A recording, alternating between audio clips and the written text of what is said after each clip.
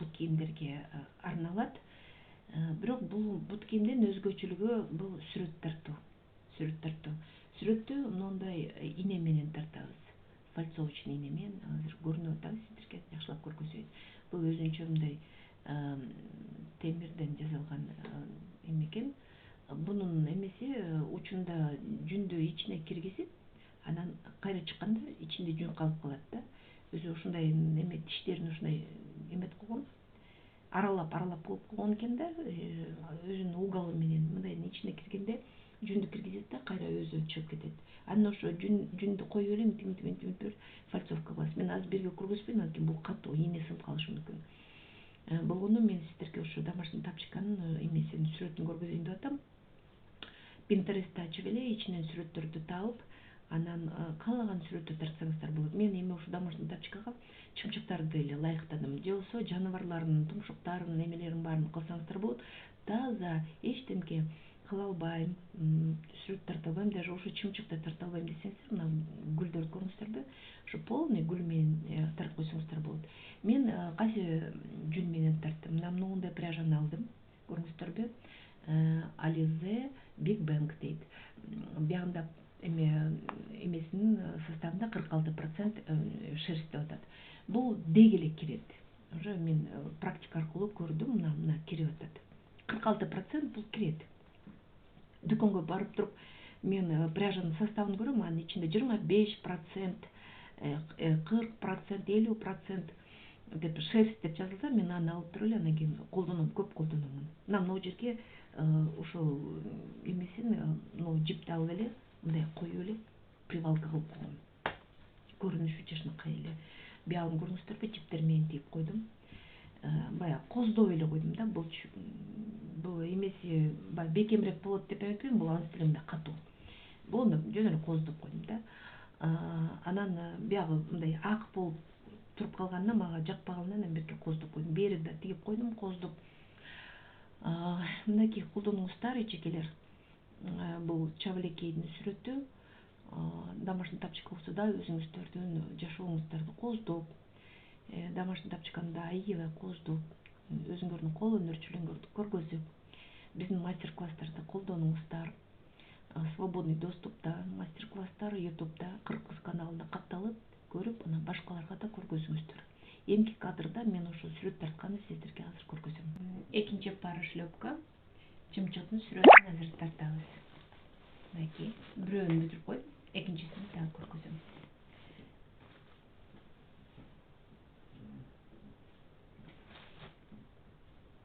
Башынан баштайбыз. Биринчи башын баштайбыз.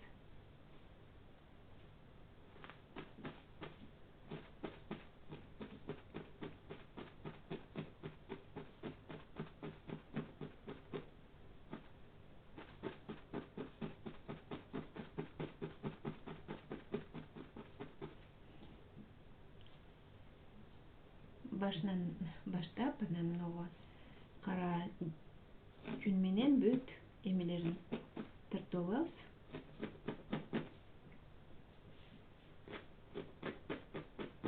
Бул фальцовочный ине. Фальцовочный ине менен азыр чымчыктын денесин, канаттарын бүт тартып алабыз. Анан акырындап коздойбуз. Башын баштап,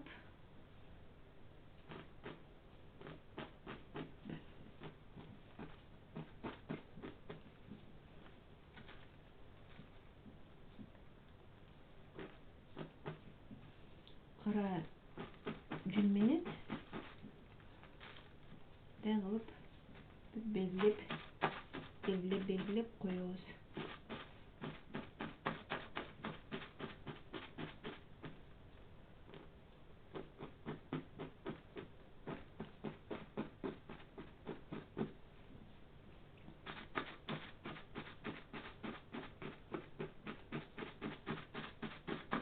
Так, канаттарын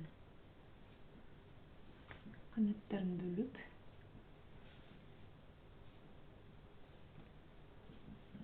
чымчыктын учуп бараткан мезгили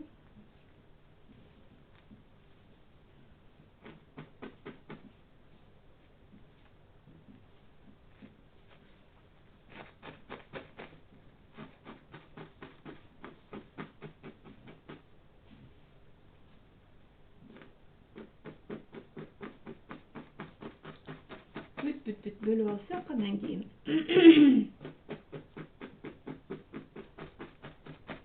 так,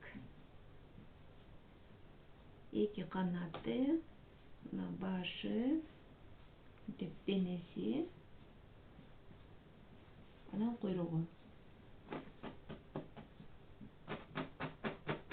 Подсовочный эне менен ушинтип белгилеп кетебиз бүт.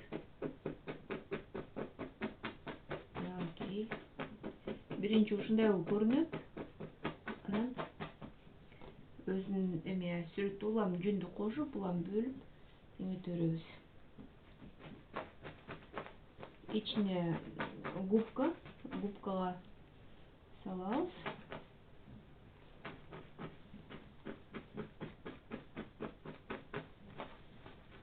Биринчи ушинтип бөлүп коюш керек да. Кайсы жери канаты, кайсы жери куйругу бүт көрүнүш керек. Ушинтип биз азыр бөлөбүз.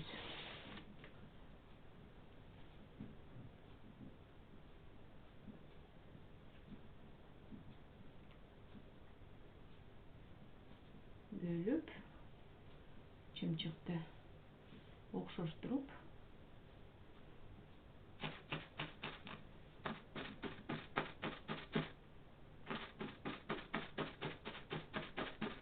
ушу иненин неси жакшы, баягы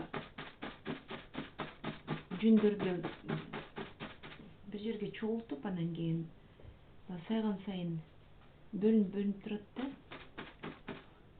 Бир жерге чогулуп калат, анан кийин мындай жүн да коюу көрүнөт. Сүрөттү жашнакы болуп көрүнөт да.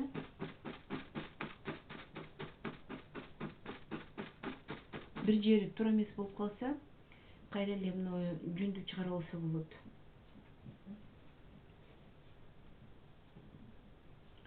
Кара жүндүн мынтип чогултуп туруп, анан канаттарын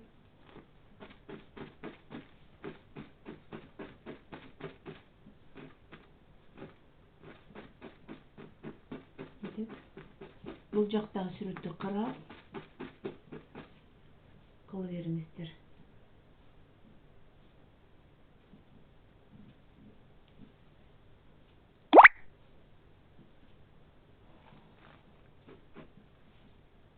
Мына уже чымчык окшошуп келатат.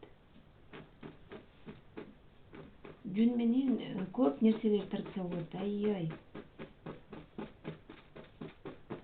Кооздоп, жашнакы кылып, бөлүп.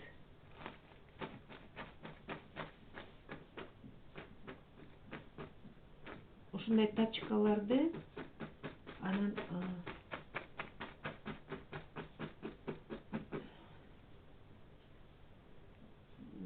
кийимдерге да сүрөт тартса болот. Токулган кийимдерге да сүрөт тартса болот. Трикотаж буюмдарга дагы ошо эме менен тартып берсе болот да. Ийне менен.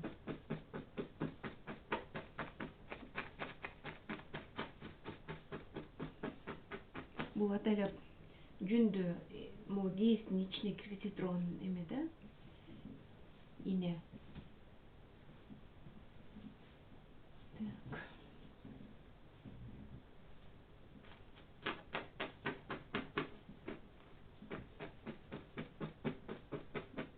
Мынакей. Биринчи бүт кара жүн менен эме кылыш керек, жаза алыш керек бүт. Бөлүп окшоштуруп, анан башка жүндөрдүн оттенокторун акырын, анан кийин үстүнөн деле кошуп эметип коебуз.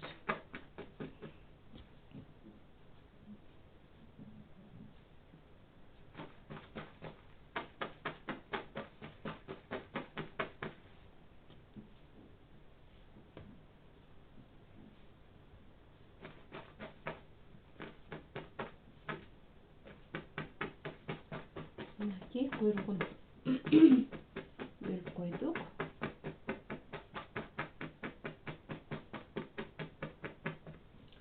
Эми мына жүндү алабыз.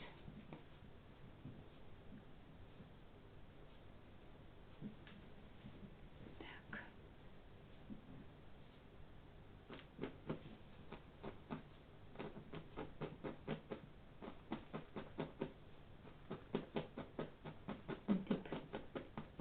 боюнча ушинтип бөлүп турабыз. Андан кийин бул жака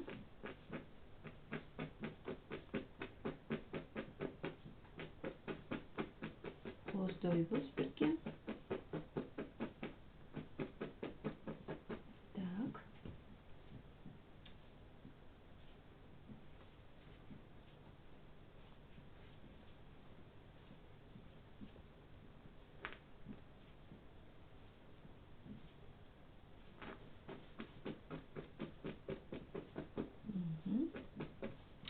Ушинтип эле ийне менен сайып эле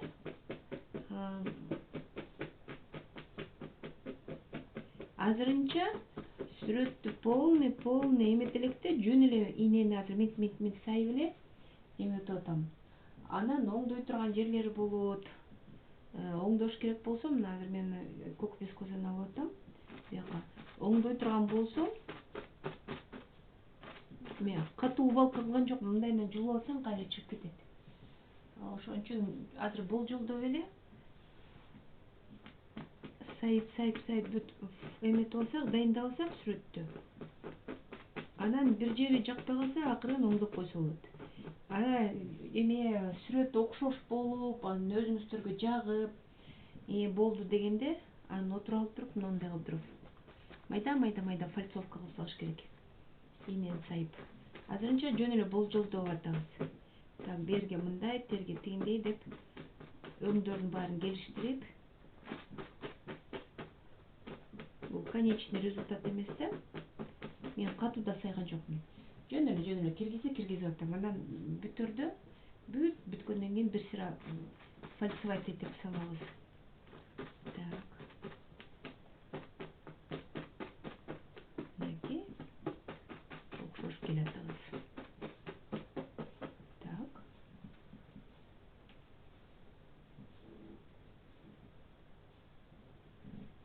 Бескозу. Койрогун бөлүп, бул чабалекейдин койроктарын эметип бөлүп. Так.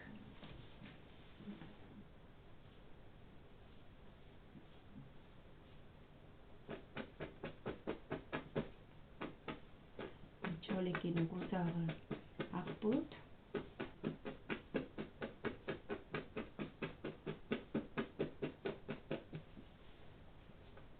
Мына жерин оңдош керек эми. Оңдой турган жерди ушинтип кайра чыгарып, кайра сайыш керек да.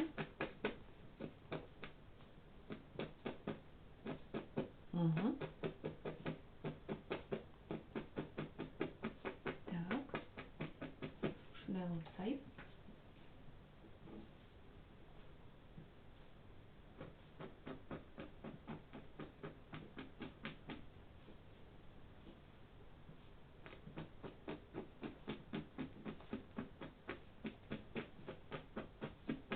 Мынакей.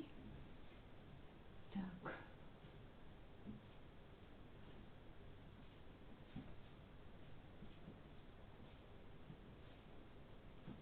Так.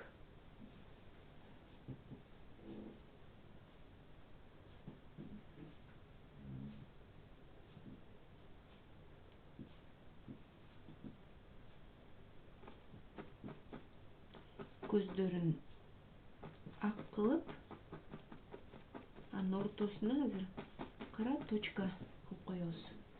Кичинекей эле кара точка. Таза эле кичинекей эле. Даже бул көп болуп атат.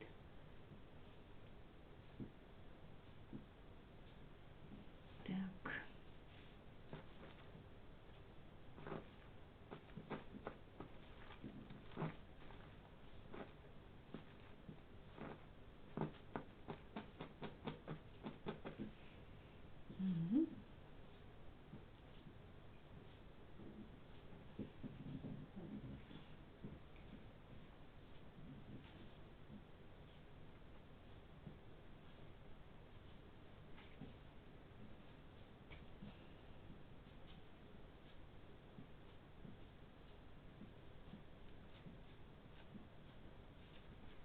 Чыпчыктын тумшугун кылып кетели.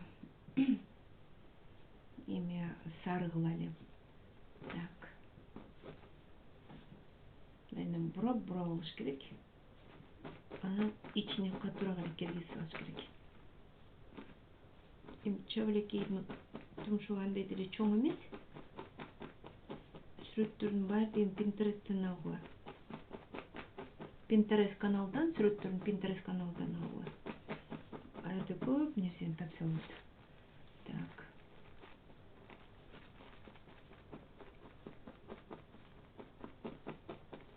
Бул еще увалка боло элек. Так. Жүндөрдү ушинтип үзүп алып, керек жериңиздерге ушинтип акырын кошуп аласыздар. Так.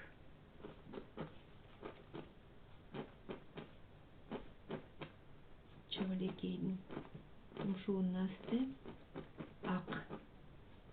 Азыр мына жыртыкка киргизип алайлы.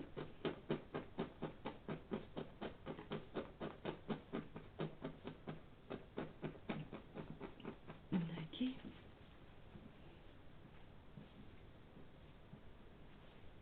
Бир аз кара жүндү алып, акырын мындай бөлүп коелу.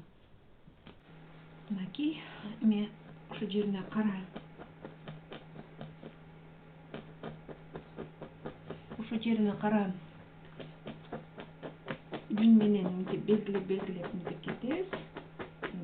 Чабалекейдин сүрөтү көрүнүп келатат уже. Мына ушинтип эми чабалекей бүттү. Кудай буйруса бүттү. Эми болсо биз мындай кылабыз. Ногу көк вискозаны алабыз. Көк вискозаны алып, анан аркы чекке мындай сайып кетебиз. Көк вискозаны. Бирге фон беребиз да. Фон берип, мындайынан бошотуп, вискозаны мындайынан жүндөй кылып эле мындай тытып алыш керек. Мынтип аркы жерин саябыз.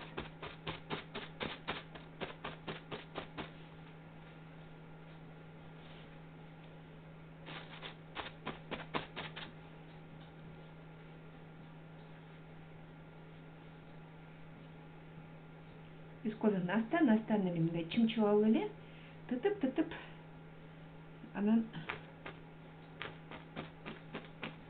ушу чымчыктын тегерегине фон кылабыз да. Мындай кылып. Мындайынан фон кылабыз. Так.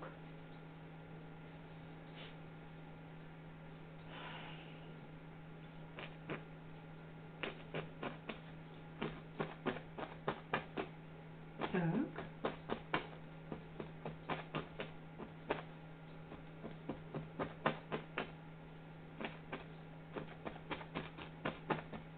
Мынтип тартып беребиз. Эми мен полный эле көргөзөйүн, кандай эмнени кылат.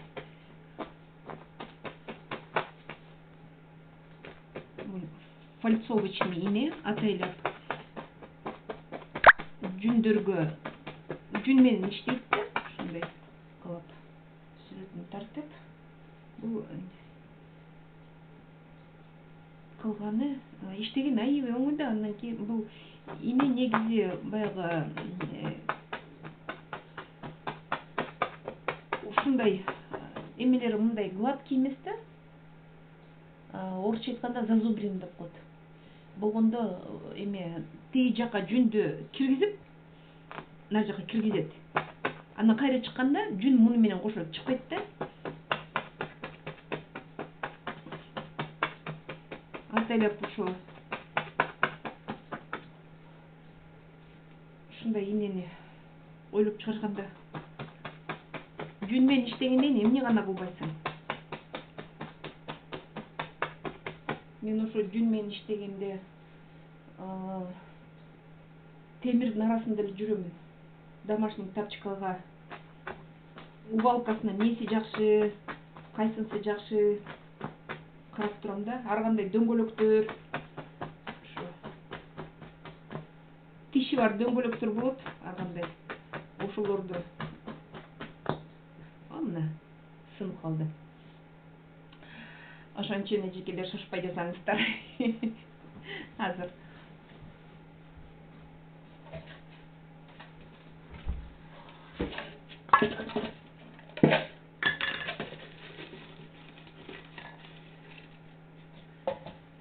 Ушундай моменттер болот. Ийне мындай.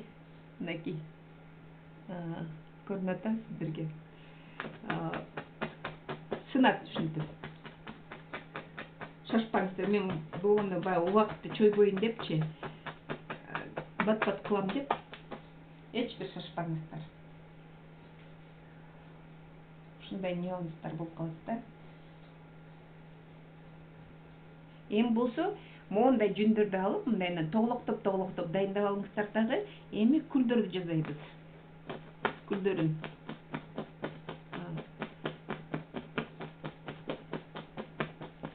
Ушундай 5 тоглок ортосуна кара жүндөн кылып койсок эле гүл болуп калат. Так.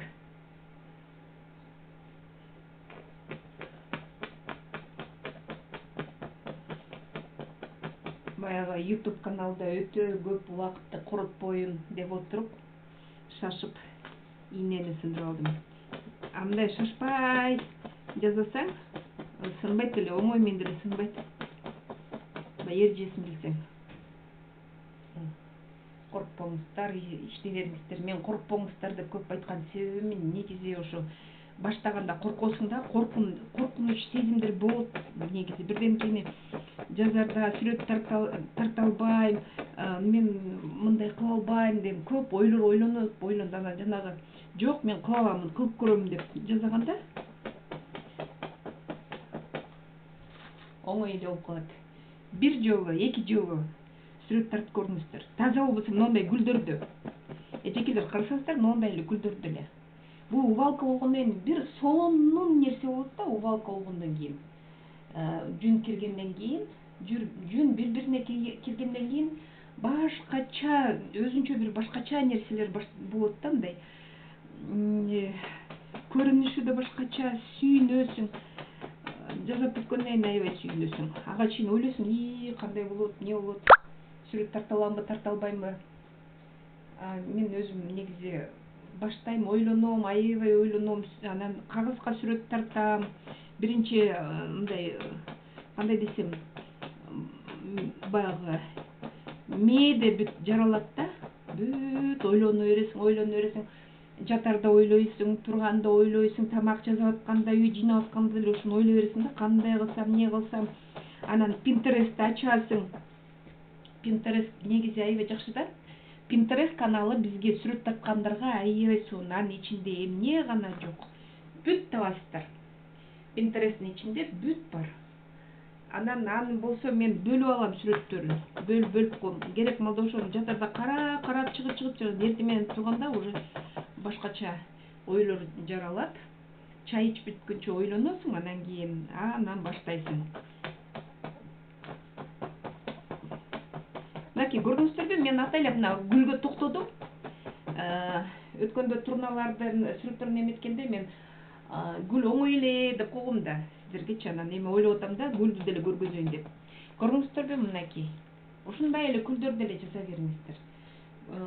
Гүлдү жасап, анан кийин сүрөт тартып. Так. Бул ийне менен иштегенде негизи шашпаш керек. Мен жана сындырып алдым ийнени. Бишкекке барганда ушул ийнени Ош базарынан издеп отуруп, анан жанагы жүн саткан жерде бар, сатат, ийне барбы, фальцовка ийне барбы деп сурасаңыздар, айтат, бар депчи. Анан кийин алыңыздар, содалашыңыздар. Мен мисалы 30 сомдон бир 20 алып келем. Анан мен Бишкекке барган сайын эле, Кудай жол салса эле, ошо ийнени анан да өзүмө керектүү нерселердин баарын алам да, бирок мына азыр ийне жөнүндө сөз болуп аткандан кийин мен ийнени деги эле үйдө бар болсо дагы ала келем. Анткени болбойт эле, сын кылат, сүрөт тартып атканда. Именно илхом келгенде ийнең жок болсо жаман да. Ошон үчүн бүт жаныңда болуш керек. Анан бир 2 ийнени алып келдим Бишкектен деп ал туура эмес. Негизи көп эле алыңыздар. 30 сомдон болсо мен 20 мындай эле алып келем да, 20 алып келип анан өзүм бекитип коем. Так. Көрүңүздөр мынакей. Сонун болуп сүрөт тартылып келатат. Эми видео бир аз узакыраак болсо, эчтеке эмес, мындай терең кененирээк көргүзөйүн сүрөт тартканды. Силер видеону көрүп эле, мастер-класстарды көрүп эле, анан кийин эми көрсөңүздөр уже эмелер пайда болот да, ар кандай идеялар пайда болот, андай ойлор пайда болот, эмне кылгыңыз келет, эмне нерсе жүрөгүңүз ошону каалайт, көңүлүңүз эмнени каалайт, ошону дагы бүт кыла бересиздер. Мен ошо ийнени чоң панолорго бүт техниканы, сүрөт тарткан бүт техникасын колдоном. И трафаретта кылам, и аппликацияда кыламын, и монтип фальцовкада кыламын. Эми чоң пано 3 метр, мындайынан турасы 3,5, мындайынан 1,5 чоң пано выставкаларга дайындаганда мен бүт колдоном, бүт шарттарды колдоном. Анткени чоң пано. Но чеки ийне менен баары сайып албайсың да. А вот көзүн, мисалы, же жанагы мындай бир майдараак жерин, же мындай бир бетин бөлүш керек, 3D шаблон кылыш керек болсо, мен обязательно инени колдоном. Бул ийне менен эме скульптураларды жасаса болот. Негизи скульптура, войлочный скульптура деген техника бар. Кудай буйруса, ошого да келебиз. Анткени мен аны аябай каалап атам да өзүмчү. Войлочный скульптура азыр ошо ойлонуп жүрүм. Бир жакшы выставка болсо, ошо жерге курчактардын бир выставкасы болоюн деп атат. Мен ошондо сиздерге дагы мастер-класс тартам. Жүндөн кантип оюнчуктарды, курчактарды жасаганды көргөзөмүн. Бул эме жүндөн анан ошол эме войлочный скульптуранын бир эмесин жазайын деп азыр ойлонуп атам. Кудай буйруса ошо бир войлочный скульптура жасап, неметпесем, азыр болсо ал үчүн мага скульптура кылыш үчүн көп нерсе керек экен, жардам керек да. Эме плотник керек, жыгач менен иштеген бирөө керек. Скульптура жасаш үчүн астына жыгачы болуш керек, жыгачтын үстүнө шыр кылыш керек да. Жана эмеси менен темирин орнотуш керек. Ошон үчүн азыр бүт эле в проекте да, бүт азыр ойлонуп атам, ошону кандай кылсам, кантип сиздерге ошонун баарын көргөзүп кетсем. Азыр жок, мен жаза албайм, ой, мен биле албайм дегендер кийин бир жылдан кийин ошону жазаңыздар келип калат. Азыр көрөрүңүздөр, но эме YouTube каналдагы бүт сабактарды көрөрүңүздөр, мастер-класстарды көрөрүңүздөр. Анан бир күнү өзүңүздөр ойлойсуздар, мен деле кыла алам, ошондо кыла берейинчи депчи. Анан кыласыздар. Биринчи көрүш керек да. Жүндү бир эле жолу жүн менен таанышып, жүн менен сүйлөшүп, жүн менен дос болуп, анан нары өзү алып кетет. Өзү эле ээрчитип кетет. Уктабай каласыздар. Мондай сүрөттөрдү тарткыңыздар келип. Эми домашний тапочка болсо да коз кылайлы да, туурабы? Домашний тапочка болсо дагы. Бул домашний тапочканы деле каттуу кылып, сонун кылып, таманын алган киши тамандап, кайыш менен тигип, барктап кийет да, рахаттанып, эң биринчи бунун мисалы сүйүнүп кийиш керек да, аябай рахаттанып кийиш керек, ар нерсени баалап. Бул Кудай буйруса бунун баардыгы жакшы нерсе. Эми мындайынан биз мындай да, бул чымчык ушундай бир гүлдүн бир бутагын ошо тумшуунда кармап учуп бараткандай болуп жасайбыз ушундай композиция. Жашоодо мындай болбойт, эми бирки жомок кылып коелу жашообузга. Мынакей. Болбойт, а биз болдурабыз. Бизге жашообузга бизге кызык нерсе керек. Жашообузга боло турган нерсени, болбой турган нерсени болот кылып иштей беребиз. Мынакей, муну жазадык. Эми мындайынан дагы бир бутагын жасайбыз. Мен мунун баарын сүрүп татканым ошо жаш өспүрүм балдар кызыксын деп атам да. Кызыгып, ушинтип сүрөт тартышып, кол өнөрчүлүккө, жөнгө кайрылсын деп эметип атам. Негизи бул эми мындайынан ушул ойдон жүндү өртө берсек, анан кийин жүн эмне экенин билбей деле калабыз да.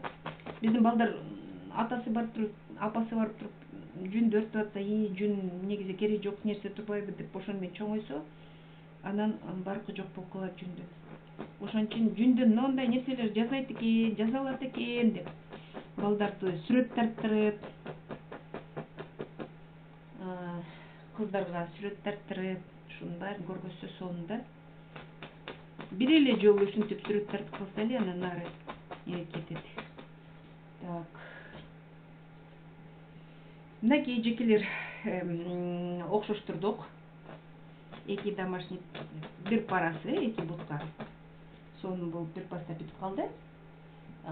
Шашканда мен бир ийнесин сындырдым. Ошон үчүн шашпаңыздар. Кайсы угол менен кирсе ийне, ошол угол менен чыгарыңыздар. Мендей кылып шашсаңыздар, эме болуп калат, сынып кетет. Баягы убакытты ойлойсуң да, бир сааттан аш кетпесе экен, көргөн киши жадап кетпесе экен деп ойлойсуң. Бирок мен ойлойм, сиздер кызыгып эле карайсыздар деп. Ушул моментке жеткендерге чоң рахмат. Ушундай сүрөт тартылат. Мынакей. Бул экинчи домашний тапчка. Мындай көргөзөйүн. Экинчи домашний тапчка. Эжекелер, колдонуңуздар, мастер-класс. Эми муну мен увалка кылам. Бияка мындайынан дагы муну увалка кылам. Мындайынан. И окшош калат. Колдонуңуздар мастер-класс менен. Биздин YouTube'га катталыңыздар, 40 кыз каналга катталып, ушундай мастер-класстарды көрүп, үйрөнүп, биз менен бирге болуңуздар.